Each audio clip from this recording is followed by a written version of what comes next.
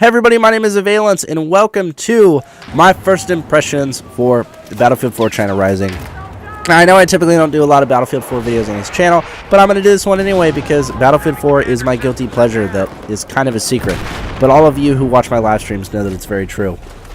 So anyway, China Rising, I got some time with it. I finished exams up this week, so I've been spending a lot of my free time playing Battlefield 4 and loving it. Battlefield 4 released this China Rising DLC, which features 4 maps. You have Gillian Peaks, which is what you're seeing now, Silk Road, Dragon Road, and then Altai Range. They're all pretty enjoyable, although I do have my two favorites.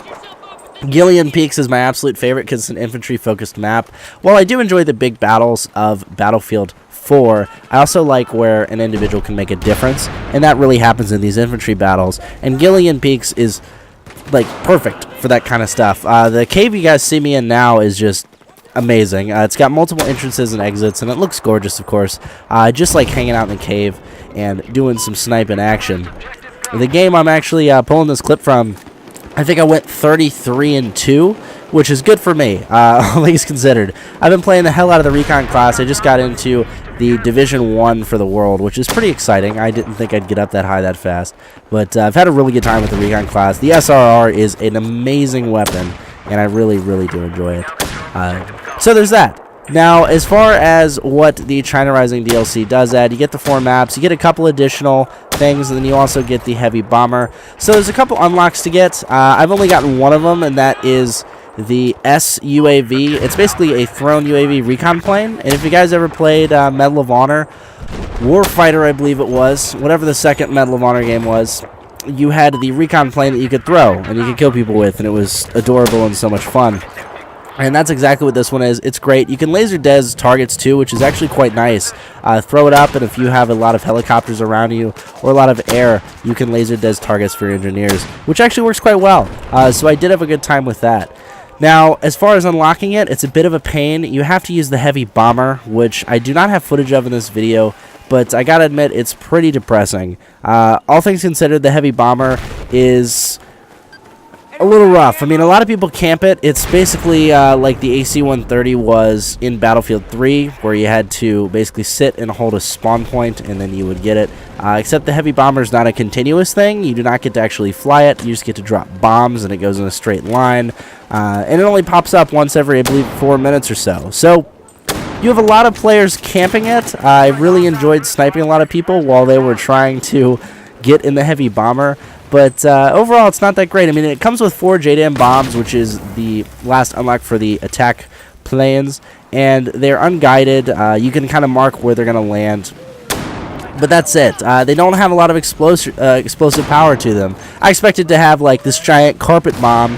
We only get 4 of them. And if you time it right, you can maybe get 3 barrages of 4 off. But it's really difficult to kill somebody. In order to get the SUAV, you do have to kill one person with the bomber, right, to get the achievement, or excuse me, the assignment unlock, which I believe is called Safe Rating. But after you get that, it's pretty cool. Have a lot of good time with it. It's great to throw around and mess around with. But again, you know, I rarely use it in an instance like the footage you're seeing now when I'm playing solo, because most of the gameplay was solo for these recordings. Regrettably, none of my friends have it on Xbox One yet, and those that do are only available at certain times, which is typically not when I'm available, so there's that too. This is the second map here. This is Silk Road. It's more of a desert map, and one of my least favorite, to be perfectly honest with you. A lot of these maps in Conquest require a lot of coordination, of course, right? Coordination, playing with friends, good thing. And a lot of people that typically don't voice chat, typically don't coordinate. So I had a difficult time with this map. I was able to do a lot of damage in the tanks as long as I stuck near some friends of mine, you know, that were able to help me out. And by friends of mine, I mean players that actually worked as a team, so to speak. But I had a good time with that. But Silk Road overall, I mean, it's very wide open. It spawns, I believe it's 2 planes, 2 stealth jets, technically, 2 attack helicopters, 4 tanks, and a couple LAVs, basically, as you capture the points. So a lot of armored warfare, except I don't know what it is. Maybe it's the varying distances or the kind of cutoffs as you see right there, or the fact that those who control the center control the map, because the center isn't exactly centered, so to speak, and it does spawn a couple extra tanks. So I'm really not sure what it was, but Silk Road wasn't my forte, and maybe it's, again, because I was on a bad team. It's very, very possible. I played on a lot of bad teams when I was recording this week. Just, I guess that's how it goes.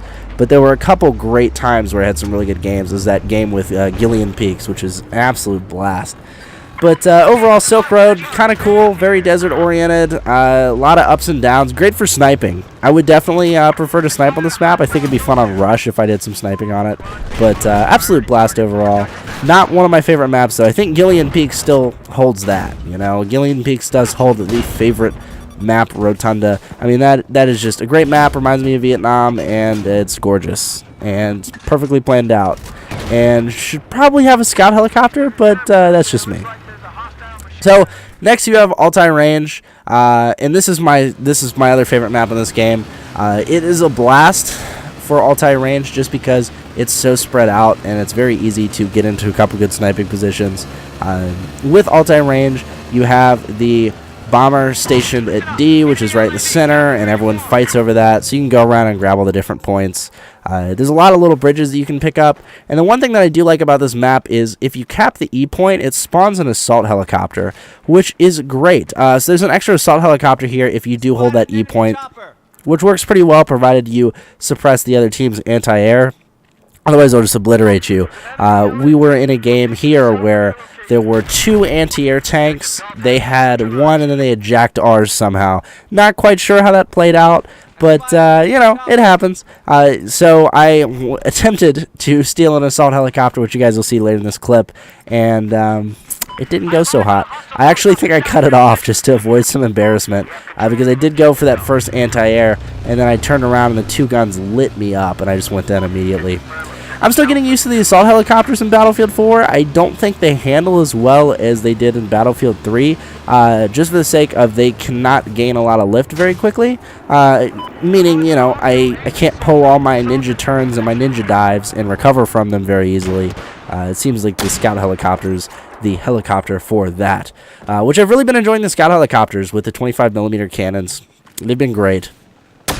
So anyway, that's kind of the gist on Altair Range. I mean, again, the map's gorgeous, the points are there, but unfortunately with these maps, there's not a lot to talk about. I mean, the big thing I think is there's no Levolution, which was I was kind of surprised about. And I mean, there's Levolution on a small scale, so to speak, right? Like, oh, small scale Levolution, right? You can blow up this or raise these pillars there, but there's nothing big, right? You can't take out a radio tower and then call it a day and knock out the whole map or dynamically change the whole thing. But, you know, I guess you take what you can get. I'm kind of disappointed that Levolution wasn't in these maps because that was one of the key selling points of Battlefield 4. And it makes me honestly curious if the Levolution will continue into the newer maps, right? Or with these map packs. I know they've worked on China Rising for a while and it is releasing very, very early after Battlefield 4's launch, because Battlefield 4 came out on October 29th and China Rising came out earlier this week, which I believe was the first week of December. So for it to come out that quickly, it's definitely kind of surprising, and I can understand maybe not the full level of effort was put into this. But nonetheless, I was expecting Levolution, and I'm surprised it wasn't there. Now what you're seeing, this is Dragon Road. This is another one of the maps that I really enjoy, but it's all about team coordination and controlling the various vehicles around the map. I did a little bit of anti-tank duty this time around. Had a good time with it, but again, you know, if you're not partnered with your other tanks, you're kind of screwed. I was partnered with another one here on the left flank, and on this map you have 3 tanks v 3 tanks, and if you hold one conquest point in the center, you can unlock some more LAVs as well. But you really just have to pay attention, right? I feel like I got lucky with some of these kills right here. But, you know, that's just me. So anyway, guys, that's kind of how I feel about all the maps. Again, China Rising, it's a good starting pack, but it's nothing that blows me away. Altair Range and Gillian Peaks are definitely my favorites. Gillian Peaks really feels like an homage to Battlefield Vietnam that came out way back when as an expansion of Bad Company, and we had a good time with that. At least I did. So it's pretty good. But if you're a Battlefield fan, you're looking for some new maps, these are definitely worth your time now that the server issues have been fixed. There's a lot of different game modes on them. I'm looking forward to playing some Rush on these. I'm a big Rush fan and Obliteration fan, so it should be good.